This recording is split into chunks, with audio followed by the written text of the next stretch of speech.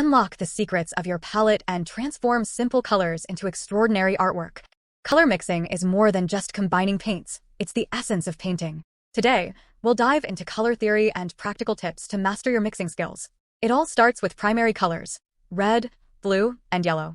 Mix these to create secondary colors like orange, green, and purple, then blend primary and secondary colors to achieve tertiary hues.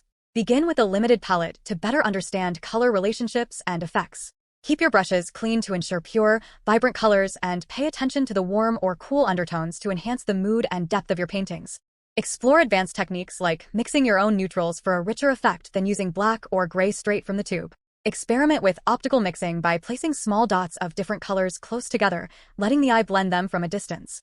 Apply these mixing secrets to see real-time results in your artwork. Experimentation is key. Test different combinations to discover personal preferences and unique effects that bring your visions to life. Master the art of color mixing and watch as your canvases come alive with depth and emotion. Keep practicing, keep learning, and don't forget to share your color explorations.